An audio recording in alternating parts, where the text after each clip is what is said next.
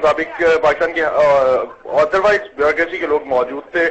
State bank کی governor صاحبہ صبح جوائن کریں گی اس میٹنگ کو. اب تک کی جو اطلاعات ہیں اور ابھی تک یہ کہا جا رہا ہے، مطلب یہ اسپیکولیٹ کیا جا رہا ہے یا کیا یہ باوثوق ذرائع آپ کو بتا رہے ہیں کہ وہ آئیں گے؟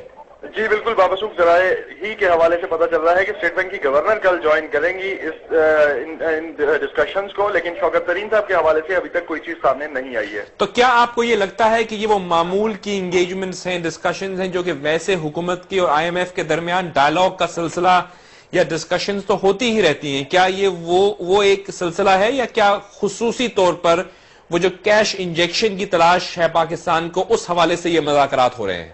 جی جاوید، بالکل اسی اینگل سے اگر ہم اس کو آن دا ادر سائڈ بھی دیکھیں، جو اب تک سچویشن بن رہی ہے، پاکستان کو 3 سے 5 بلین ڈالر رادر جو ہے اگلے 30 سے 45 دن میں چاہیے ہوں گے، جو کہ آج اخبارات نے کوٹ بھی کیا شوکت ترین صاحب کے حوالے سے.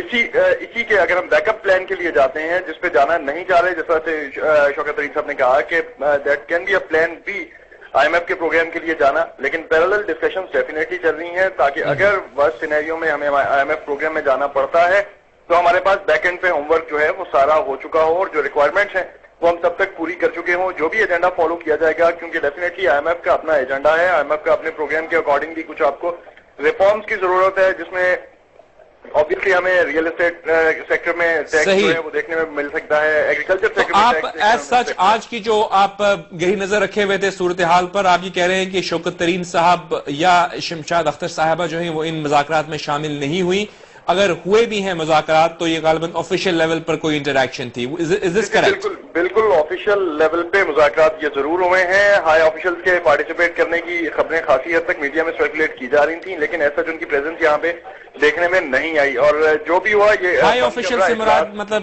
منسٹری کے لوگ ہوں گے، بیوروکریٹس ہوں گے. بالکل منسٹری کے لوگ ہو سکتے ہیں، بیوروکریسی کے لوگ ہو سکتے ہیں، لیکن پولیٹیکل لیڈرشپ جو ہے، پولیٹیکل لیڈرشپ وہ نہیں ہے. شوکت ترین موجود نہیں ہے اور اسٹیٹ بینک کی گورنر موجود نہیں ہے، جو کہ آف کورس ایک جی اسٹیٹ بینک کی گورنر اور شوکت ترین صاحب کے حوالے سے کوئی چیز سامنے نہیں آ سکی. بہت شکریہ آپ کا، thank you very much. Asadullah ہمارے ساتھ لائن پر تھے، بڑی گہری نظر رکھے ہوئے ہیں صورتحال کو. جیسے کہ آپ جانتے ہیں ہمارے بزنس کورسپونڈنٹ بھی ہیں اور پروگرام بھی کرتے ہیں، اور اس صورتحال کو ایمرج ہوتے ہوئے دیکھ رہے ہیں کیونکہ ہم دبئی میں بیسڈ ہیں، اور اگر یہاں پہ کچھ ڈیولپمنٹ ہوتی ہے تو ضرور ہم انشاءاللہ آپ کو باخبر رکھیں گے.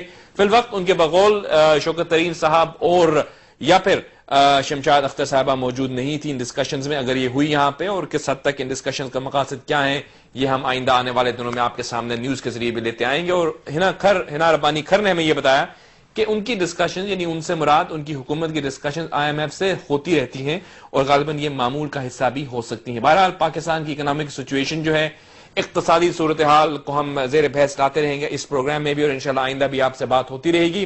ہماری کوشش تھی کہ ان معاملات پر آپ کو باخبر رکھا جائے جو کہ ڈیولپمنٹس نہ صرف دبئی میں ہو رہی ہیں بلکہ بین الاقوامی طور پر جو بھی اس وقت کنسرنز ہیں پاکستان کے حوالے سے اور جو کوششیں حکومت کر رہی ہے ان کو بھی آپ کے سامنے رکھا جائے. اگر آپ ہمارے پروگرام میں شامل ہونا چاہتے ہیں تو آپ ای میل کر سکتے ہیں ہمیں insight@ardigital.tv. Until next time, this is me, Javed Malik, saying Allah Hafiz.